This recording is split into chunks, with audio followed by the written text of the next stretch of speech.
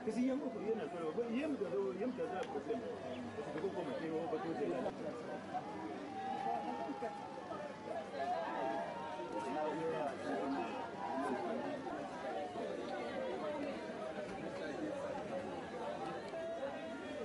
Amang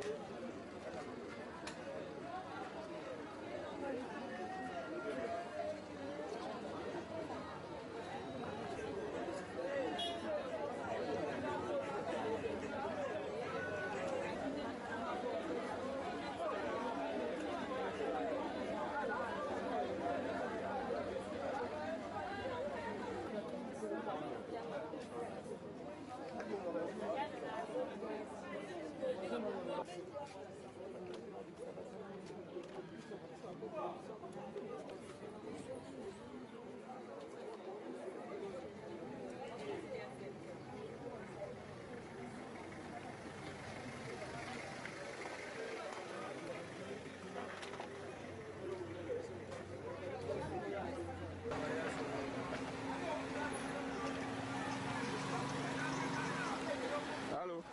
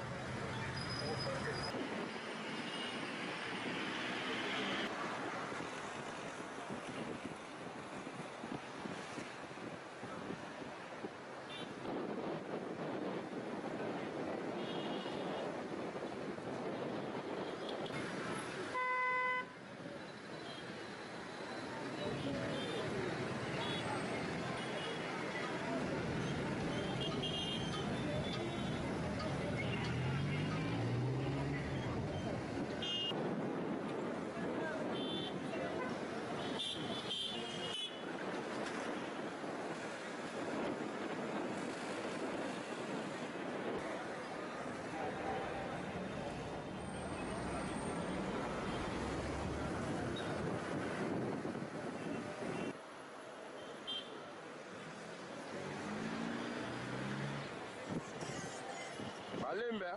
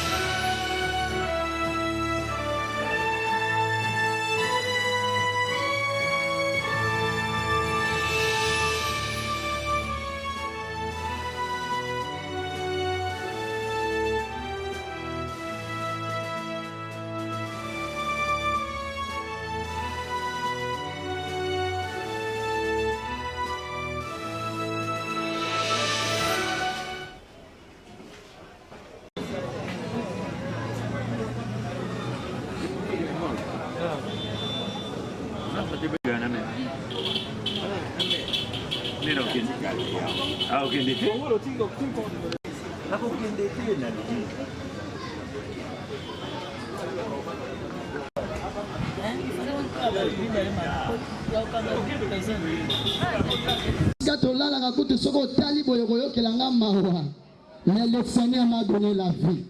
Pourquoi il m'a donné la vie? Parce que j'ai du prix à ses yeux. Nangina glissé phrase mokona lobake yo mutoza na bomo ezangolu yo nzamba salo parce que vous savez à janvier nzamba permettre tokeni na février malgré mais bato mituka baleki bato bambongo baleki bato ba château baleki bato petango mususu alala kana climatisera la muki nango il n'est plus vivant mais nous autres ici au bato bamona rapamba. Il a pris à Dieu de nous compter parmi les vivants. Ce n'est pas le diplôme, ce n'est pas la beauté, ce n'est pas le pastoral, ce n'est pas l'honneur, ce n'est pas la vie de prière, ce n'est pas l'onction, ce n'est pas la puissance, ce n'est pas. Mais c'est la grâce de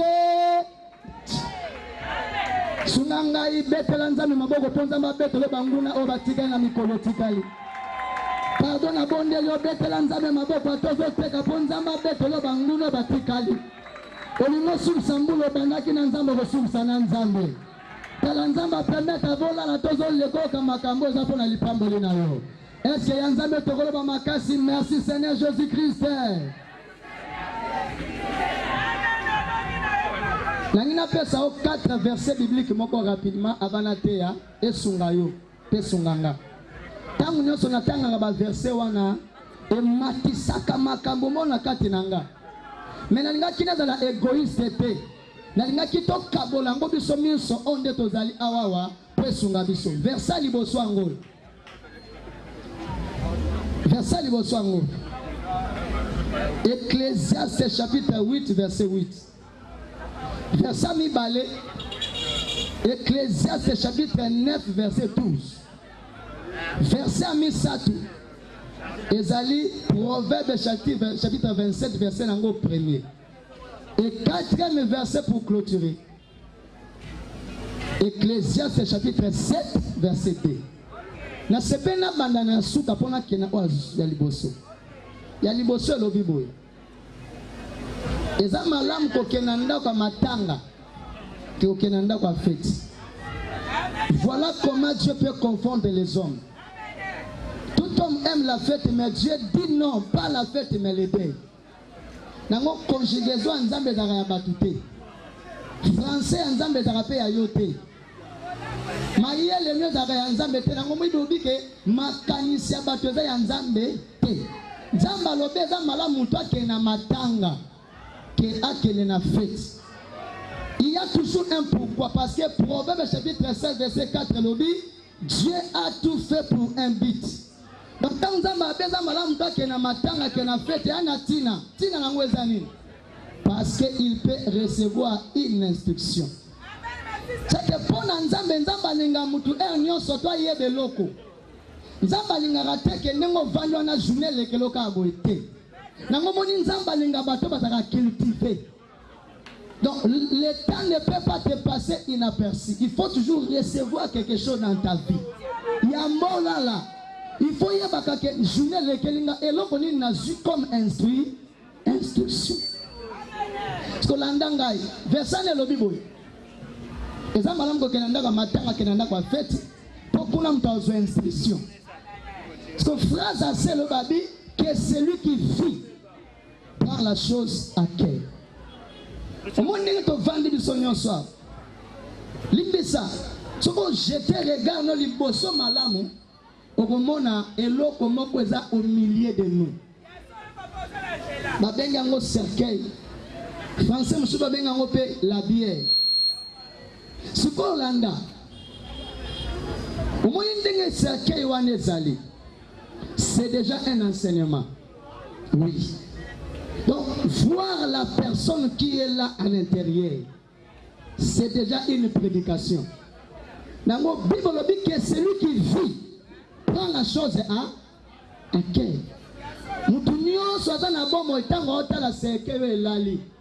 Il faut avoir un mutema na ye. Que Dieu te bénisse.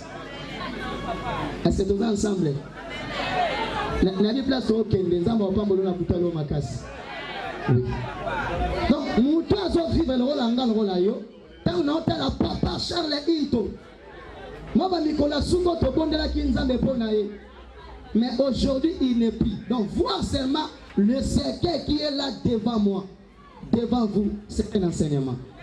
C'est que nous avons dit que nous avons mis la télé, mais ce qu'on a dit que le cercueil est au théâtre. Namomoni nzambe asala nyonso na bomo ya mutu nyonso niveau nyonso mutu asa nzambe apesa mutu motei moko oyo motei wana mona na katema za na kati ne komone conscience okobo oyo kanga mais conscience eza motei ya liboso nzambe apesa mutu nyonso c'est pour vous remarquer soko ke na nzelo mo place mo moto molili batemba batani ba osala mama mabe peut-être so na tuni bango pourquoi soki makabo na oseza malabo bimi na lumière te. C'est que bango ba miyebi ke makambo to sala za mabe foto fana wapi na. C'est que makambo ba sala et avec la place nango ils ont la conscience. Nango mo so muta kotili folo mutu fine baby en tout cas avant condamner bandoki. Il faut d'abord condamner mutu yemoko. Parce que Dieu t'a donné la conscience pour t'orienter. Nzamba pambra mtazo gangai. Donc que celui qui vit prend la chose à cœur. Na habité anga soeza ya libaya, na habité anga soeza en avion. Na habité son na odinda na mai, na habité. Quand je vis, je prends la chose à cœur. Pourquoi? Il était comme moi. Aujourd'hui, il n'est plus. Dans le moment où il y a un moment où il faut qu'il t'attaque. Si vous avez un place où vous avez un souci, mais il y a un universitaire basalia. Oui. Que celui qui vit prend la chose à cœur. Parce que c'est Dieu qui te parle. Verset mi balé ango. Ecclésiaste 8:8 de l'objet, l'homme n'est pas maître de son souffle pour pouvoir le retenir. Moutou n'est pas l'homme de son maître de son souffle. Et l'on a sepeli, balongoli moutouté babi, l'homme n'est pas maître. Il n'y a pas d'exception. Ni rang social. Oh ba konzi ba onde ba ba maître. Oh ba ba te nzamba bi l'homme n'est pas. C'est que ce qu'on a moutou, on a mon konzape manote. Ndolanga tauna tanga verso yo e bakisa ko banga nzambe kati nanga. Nango nangina biso pe na butwa lelo. Bomo yo sana ngo nkolo nango azali. Lokola nkolo nango azali yenda za décider. Et lokola le maître des souffles existe. C'est lui qui doit décider pour ta vie. Mutu amo konzape manete nanga na pasteur. Ata na hote na maître souffle te. Et le belangandeni. N'habito yo comprendre nango ndeni ni hein. Mais ça doit augmenter la crainte de Dieu dans ma vie. Verset Misat. Jacques chapitre 4, verset 13 à 16, verset 14, je pense. Et dit, vous ne savez pas ce qui arrivera demain. Car qu'est-ce que votre vie? Hein? Vous évitez que pour vivre dans les années.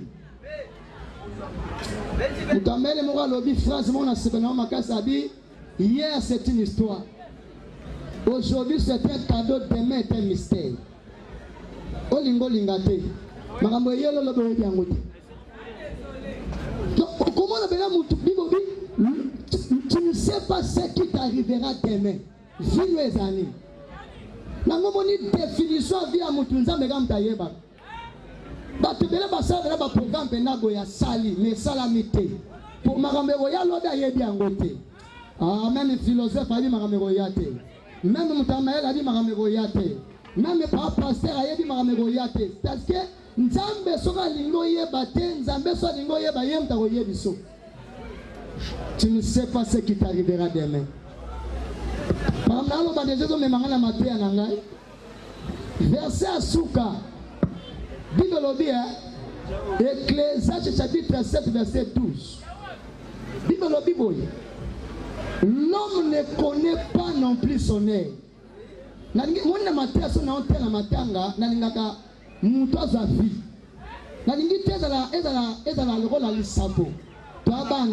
devons donner la vie. Parce que Paul a dit en toute occasion favorable, prêche la parole. nayebi te nani nzamba bongisa na butalo asale bolanga nzela mate ya oyo namona ningola nanga bien na osa maseki te nazo te ya liloba nzambe bibolobi mutu ayebi ngonga ne te mutu ayebi ngonga ne te ndongo zana tu ne connais pas ton air ezala ngonga kokufa ezala ngonga kobonga oyebi akote so muna ba verset na so 4 na pesio problème yaka moko. L'homme ne connaît pas non plus son air. L'homme n'est pas maître de son souffle. L'homme ne sait pas ce qui lui arrivera demain. Que celui qui dit prend la chose à terre. Et l'autre moko. On a dit au sangi sango pe sunga. Et permettre à la côté maman enseignement nanga. Na bengi ango attitude. Quelle est ton attitude face à ces choses? Makambe oyelo lobo yebite. So attitude no ezandeni. Problème ezali oyeba oyebite mais que ozandeni ndenge ozala ndenge ovandi makambo yelo lobo oyebite o amokonza pe manote boye na bo so attitude na quelle est ton attitude? J'aimerais bien que na nzela ya matanga oyo mutu nyonso azoka enseignement oyo attitude na yo changer au nom de Jésus. Peut-être koloba ke na yoka kite non tu as déjà écouté. Change ton attitude. Il ne faut pas être comme le fils des prophètes. Il dit qu'il faut Eli Amata, mais bango bakangami na bamboka na bango. Pendant que Elisa le dit, je sais que mon Seigneur sera enlevé, je vais lui suivre pas à pas. Attitude ya Elisa, il dit que Elias mata, il faut la bouger. Na lingi na poko alolo attitude ya mona na nzambe, attitude ya mutino sozawa, et changer par rapport à maraboso mona. Alors, quand on a vendu, même si nous avons été à Banoni, nous avons habité à Bango sur le corbillard. Enseignement, on a le corbillard. J'ai demandé à Dieu quel est le message. On a communiqué à le corbillard. Peut-être que on est bandé. On comprend bien, mais si on a dit que nous sommes tant que l'on dit corbillard, et ça mutuka, donc on a mutuka nyonso. Mais spécialité nango, toute particularité nango loba, ya mutuka wana. Et ça kaka emema mokufi, emema yeti na bisiko bagero kundai. Mais à ma grande surprise, je vois le corbillard retourner. Continuer son chemin à Tiki Mokufi, à Balouki Azomi. Tant que je suis un cop, je suis pas quasi cop, je suis pas simple. C'est que objectif naïe, particularité naïe, et ça amène Mamoutou Namabele. C'est qu'il travaille pour l'enterrement. Il travaille pour effacer quelqu'un. Objectif, les amoutas vivre, mais moutas limo. Surtout limo ya baluki. Akokota na yo na libulu te me ya tiki yo a baluki. C'est ça le corbillard. Pendant que je parle, s'il y a des enfants de Dieu, ils ont déjà compris ce que Dieu veut communiquer ce soir. Ma terre est beau sac. Acclame pour la présence du Saint-Esprit. Je sens il est là. Yoka. Corbillard est dans Mutuka. Le rôle de Mutuka, c'est qu'on garé, qu'on s'appelle un parking. Mais ils ont transporté non les vivants, mais les morts. C'est que Nakata Corbillard, à part chauffeur, il y a des vivants. Mais au un grand espace, c'est les morts. Chauffeur a mon placement à mon cœur. Mais Mutuka Mobimba, et me demandé mon koufi. C'est que si on fouille dans le corbillard, si on a le chauffeur, et ça camion à mon koufi. Ça c'est la science. Maintenant entrons dans la Bible. Parce que tout ce que l'homme a pris cela dans la Bible. Parce que Nzambe a dit auteur ya makambo nyonso. Et l'homme comme repère ça la masoki Nzambe a auteur nangote. C'est parce que Élisée est enlevé qu'on a inventé l'avion. C'est parce que Dieu a créé l'oiseau, l'homme s'est inspiré de faire l'avion, de fabriquer. C'est parce qu'on peut communiquer avec Dieu à distance. C'est alors que l'homme s'est inspiré, il a créé appareil de bengi téléphone, moutanda na Canada, na Angola, bo bengi bo solo, bo ne bo na biki. C'est que toute invention humaine, s'il vous plaît, toute invention humaine n'a été jugée qu'un produit d'une invention divine. Et l'oconion son moni ezo sala manasa moi. Nzambe ndazali source ya inspiration. Mutakosa eloko te soki nzamba sali ete. Nango moni tango Yesu ala sabaye que ndenge osamabi, voici comment vous devez prier. Notre Père qui est aux cieux, que ta volonté soit faite sur la terre comme au ciel. C'est que mutakosa sali eloko te soki nzamba pesi nzela te. Eloko moko pe osala mato soki nzamba pesi yango nzela. Donc, ce que je dis, c'est mokili. Inspiration tirée par Nzambe. Même les diables n'ont pas l'argent à te donner. Ceux qui vont chez les féticheurs pour avoir de l'argent, ils perdent leur temps. Parce qu'aucun féticheur n'a l'argent pour te donner. Parce qu'il est écrit, l'homme ne peut recevoir ce qui lui a été donné du ciel. Si le ciel ne te donne pas, personne ne te donnera. C'est que oyonganga opia yozaka onzamba chakat no meya personne onangonga mukie. Siko selon biso to moni ke et pas la bango ezanzo ande ata fumi apamba salate. Ata ngungi apamba salate telongo mukasa te seke oyo nyoso to dala onta pesa biso daka nzambe. Na ona zondi make nzamba ko salo pengolo. Ata va nesi ata mikolomike tikali Dieu va te donner quelque chose. Et puis on a sepé na biloko nzamba pesio bombo. C'est que tu es heureux au nom de Jésus. Est-ce que je peux entendre quelqu'un dire gloire au Seigneur? Landa, même moi tu vas kenda na mokila molipa za kisi, frère. Akezo akisa mbongo, Satan a pesi mbongo te mbongo nzambe. Parce que tu es né avec la bénédiction. Dieu t'a créé avec des trésors. Le problème c'est le temps. Si le temps n'est pas encore sonné, mon frère, tu peux monter ma mangengenge ici là, rien ne se fera. Il est écrit, Dieu fait toutes choses bonnes à son temps. Nangonga no tenzambe. Nangomoni bato bakokaka pour supporter les temps, ils vont en précipitation. Donc ande mutunyo so sala ka makambo mbango aye bakabina na libulu. Pona koloba no ke zela nzambe ne mto pesa yo. C'est Dieu qui te donnera. Et ce que Dieu va te donner, personne ne peut les ravir.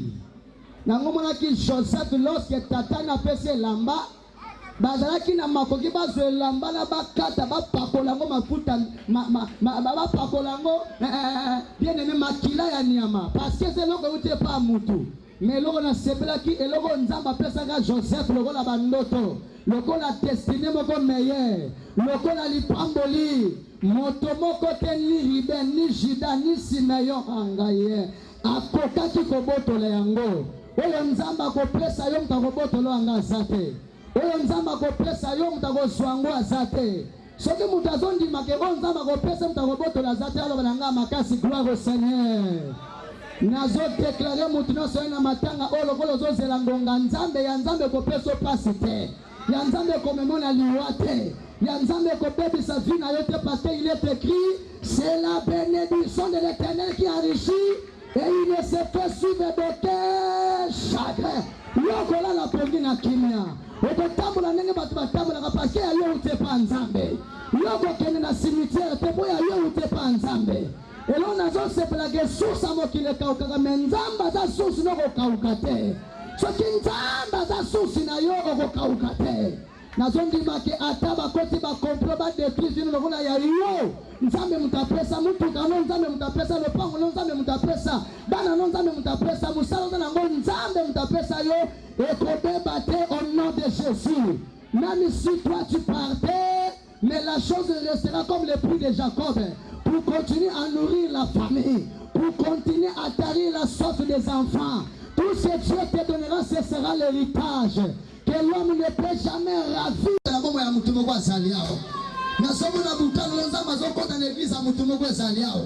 Sala entrer dans santé na yo, nzamba sala entrer dans libota na yo, et là na sepeta yazo kota. Toza kuna Mais le problème est d'abord, il portait un homme. Il est le commencement, il est aussi le dernier. Libosone mutazate na simanibe mutazate. Enga inayo met dans ta tête que Ozali un fils unique dans ce monde. Nangona dingi que yamboyo kota mabele, donne-nous le meilleur que Dieu t'a donné. Au nom de Jésus. On est le fils unique pour l'enterrement. C'est que Jésus c'est l'amour. Et là où il y a l'amour, il y a l'amour. Bisiga bolingo ezali bakundakate. Bolingo sekusaka. L'homme église va te donner au centre là, mais baza bakundi, mais baba sekusité. Nzamba zolo na bandeli, nzamba oluka bato ba sekusa. O ba kundate. Na moni bi bolobi kolabi, nazalaki no pita, ba ki kosungana te.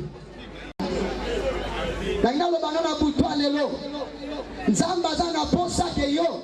O se personne zela te roya au nom de Jésus. Corbia ezo mema mutuna liwa. Na opesa eloko aliboso na bengango l'amour de l'argent. Frère, mbongo te me bolingo. Ce n'est pas le besoin mais l'amour. Nous devons que aimer Dieu qui est un corbillard pour t'amener à la mort alors que nous avons encore besoin de toi.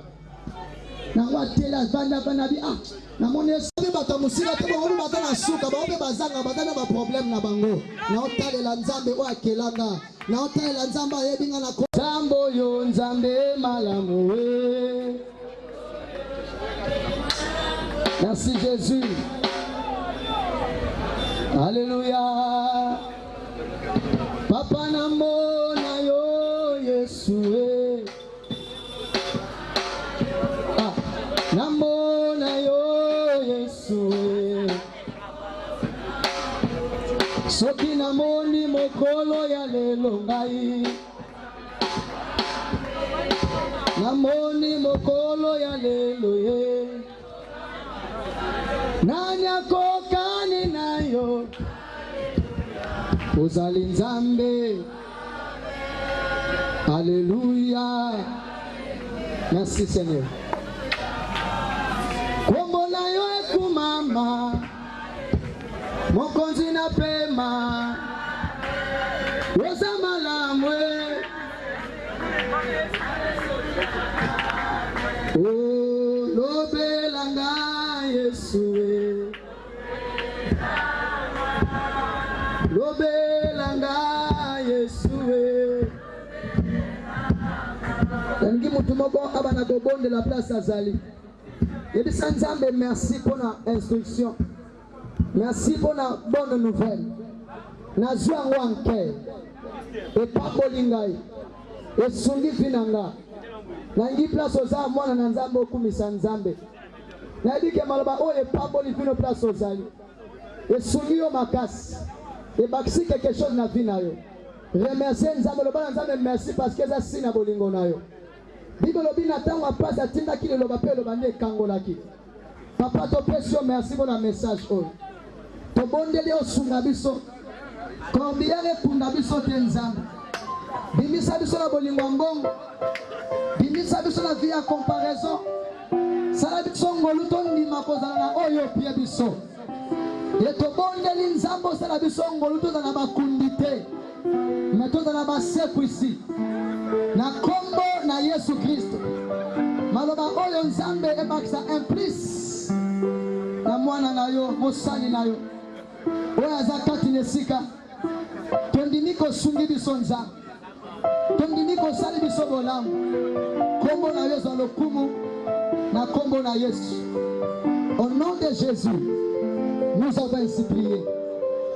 Gloire et louange à toi, Seigneur Jésus-Christ. Amen. Est-ce que tu veux te lancer? Ouais, mbote caméraman.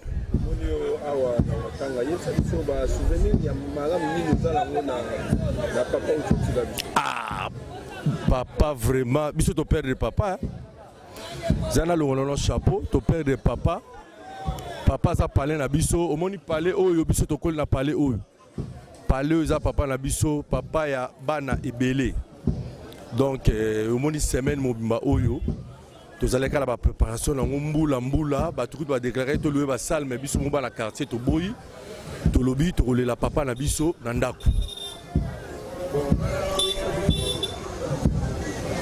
Moi le loba pour la bateau batika le bazar en vue. Là le loba pour la famille, quelle relation nous allons on a papa ou na banana et tout. En tout cas, ngala papa relation comme telle les arrêts papa na mwana. Papa za papa biologique dans été mais azali papa nanga ipo parler au biso to leba fufu. Na parler au biso to leba fufu, parler to koli, davier, to sel marme belé na parler. Donc vraiment nzambe kaka yem to consoler libota, a consoler bandeko na biso nyoso, banda na vie na biso bo vida, na sœur na biso Cécile, na frère Nabiso Edo, na sœur Nabiso Hélène, na sœur Nabiso Rita, Batunios, donc famille faut consoler, à consoler famille donc tous ensemble. Vraiment, ceux qui nous ont appelé c'est Kimiate, nous avons appelé ça Kimiazate. Merci, tous en avons un programme à d'ailleurs, tous au Bekano, ma streama banini, donc programme est bon. Merci. Mbote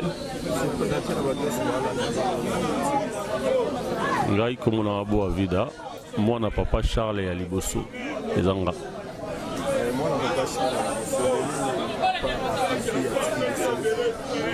le message nous allons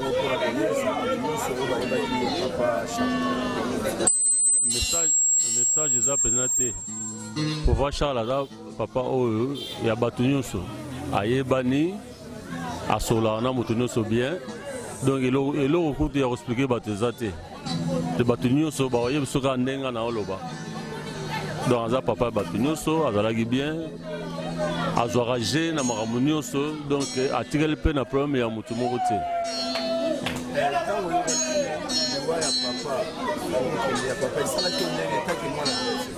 esalanga mpasi makasi esalanga mpasi makasi en tout cas navandaki mpena tranquille pendant au moins 5 heures du temps. En tout cas, j'étais touché. Ça n'a pas passé. Voilà.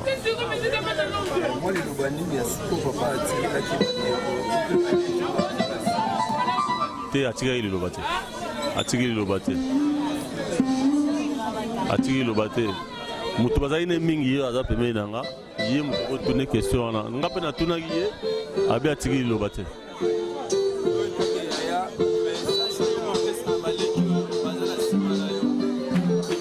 Message na opesa on bazalaka bien boyokani ne papa linga biso alezaki kosangisa de tozala bien tozala na bomoko voilà. Bonsoir. Bon, ngai Diki Pécho. Moi, na papa Charles, pire petit à papa Charles, camarade puis à papa Charles. Moi, na papa Charles, camarade à papa Charles. Oui.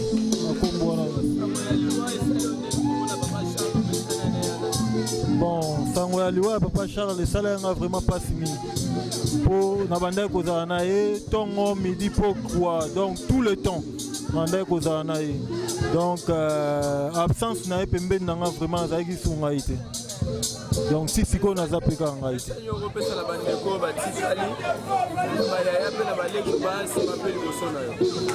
Bon message na go pesa na bango. Papa Charles azaki mutu ya mutu nyonso. Donc oyo ayebaki ye. Donc pour le moment aza invité. Ba oyo pe baza informé te pona liwa na ye. Ba yebaki papa Charles akufaki corps ebimaki lelo to kundango dimanche. Donc c'est ba Rolanda biso na ba YouTube, ba ça le tout même ata lobby présence na bango c'est ba monani awa. Et au ça biso bien vraiment. Donc lo na nga suka na rolo ba yango. Mbote papa. Nga comment na Ange. Et papa Charles naza mwana. Donc na yo le la papa. Na yo le la papa do papa na ngai.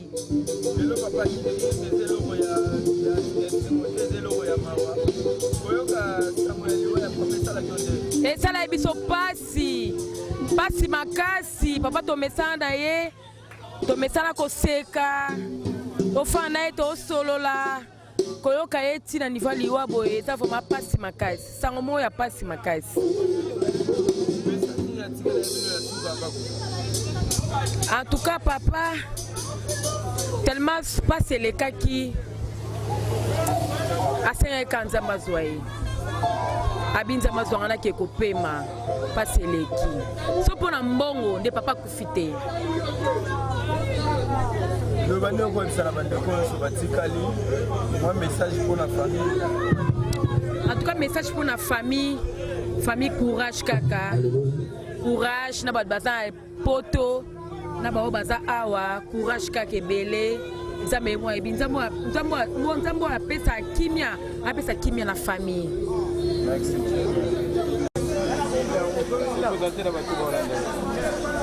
Naza mama Toto Ilunga. Naza mama Toto Ilunga. Sango ya papa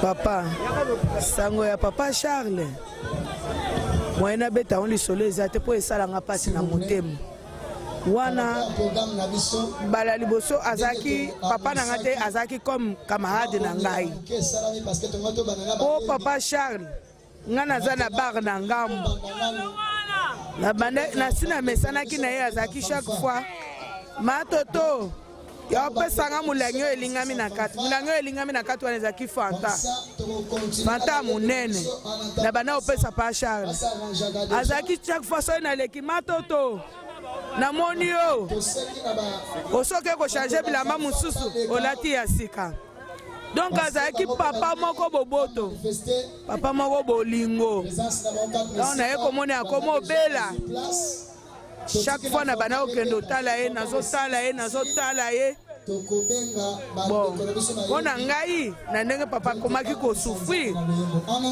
nasengaki ka nzambe azwa ye mpo papa akende kopema. Ngai naza mwana ya papa Charles donc towana mawa tala kaka donc namoni na mingi oloba te kombo na nga Rita naza na Paris.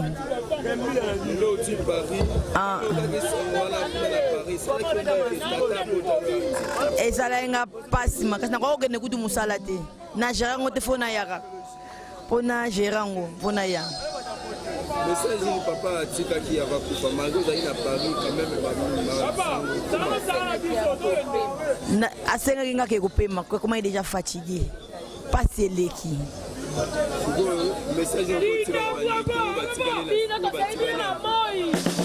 tozalaka bien c'est tout.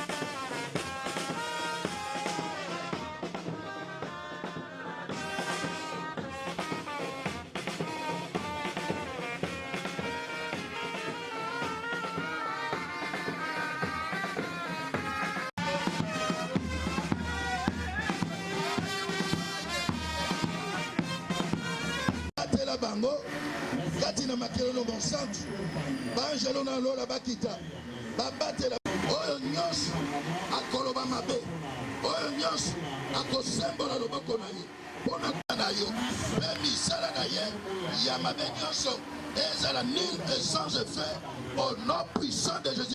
Ezala kati na loboko na Nzambe oyo alitaka kino ya monsantu ezali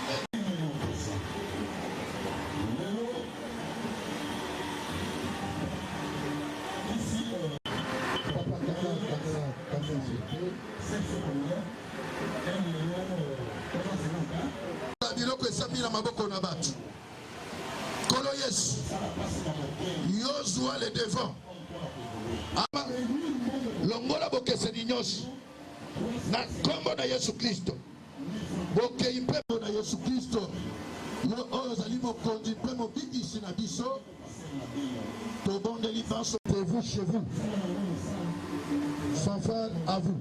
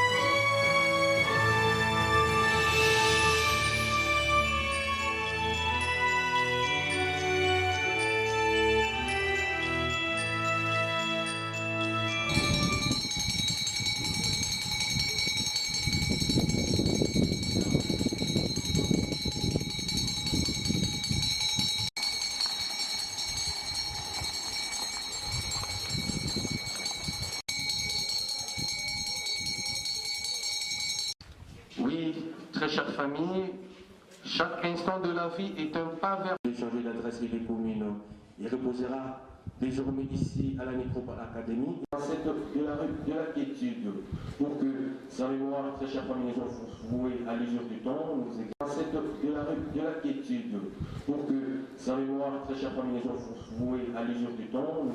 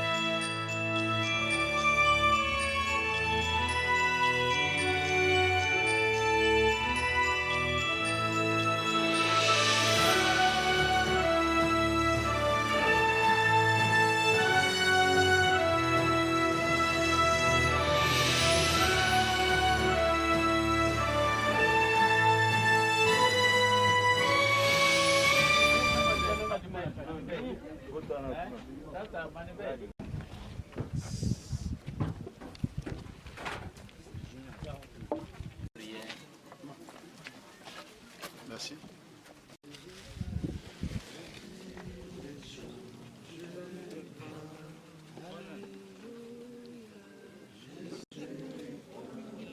Christ est mon sauveur. Oh, élevons les rois des rois. Des rois. Alléluia. Christ est mon sauveur.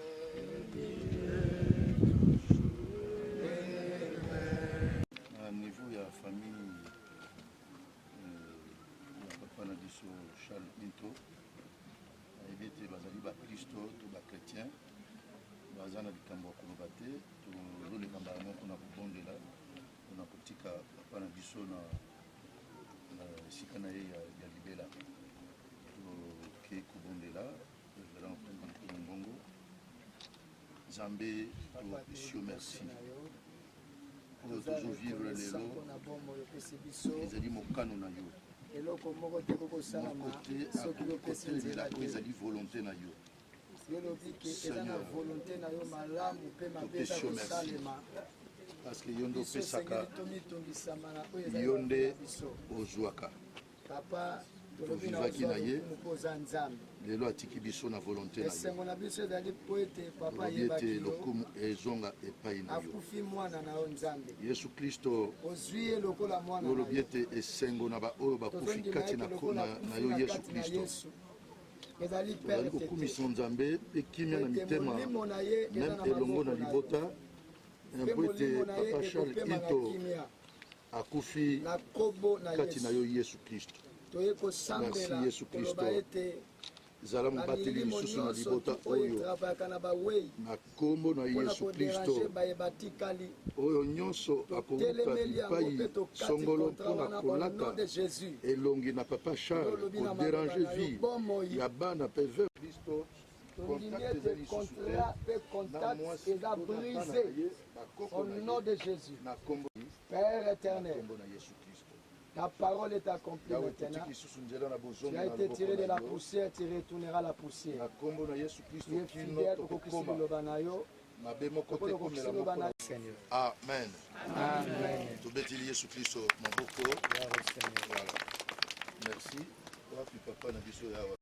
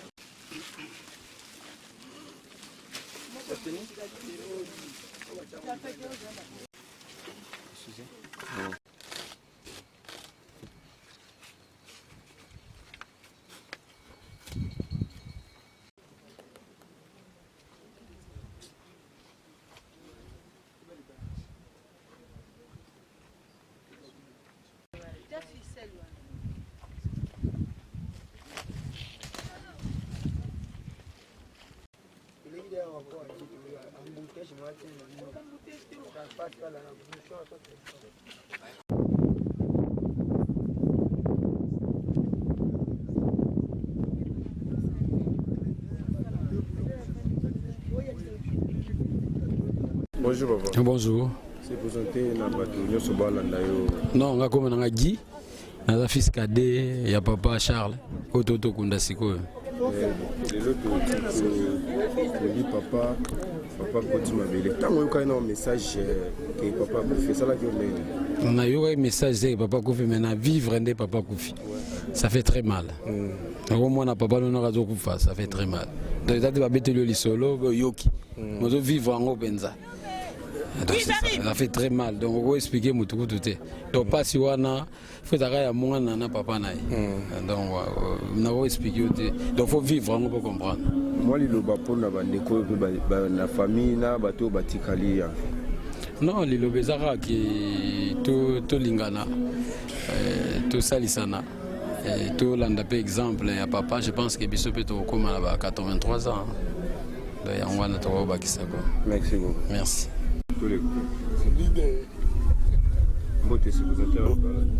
Nga komona nga frère Pacho Biangi naza na Yolo Sud et puis na Koli na libota oyo eza libota na ngai vraiment papa zai papa na biso nyonso kande na lobaki lelo to erotika ye que son âme repose en paix. Merci. Mbote maman. C'est présenté na bato nyonso balanda yo micho.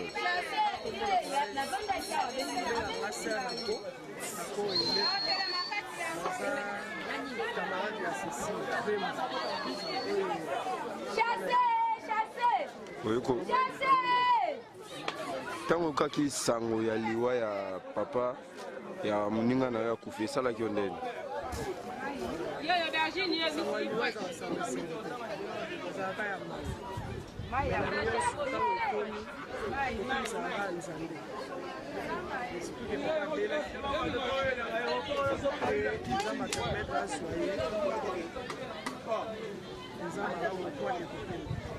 Moi le pona bandeko batikali.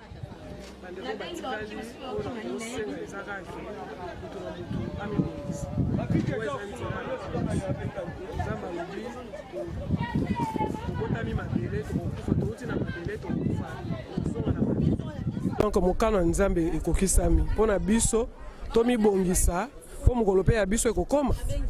L'essentiel ezali komona bokonzi na lola, kokota na bokonzi na lola. Donc c'est ça l'essentiel. Mbote maman. Mbote ya. C'est présenté na banyo so balanda to mola mo mikamke. Nga mwana papa Charles. Papa Charles. Papa bota yo. Wa sala ki osala lelo ndongo za bo. Atiki sala ki ondongo. Ko akake. Ko akake. Mon message pour na bandeko batikali. Bandeko ya basi ya bibali batikali. Tozaka na bolingo, bomoko ezala bien. Merci.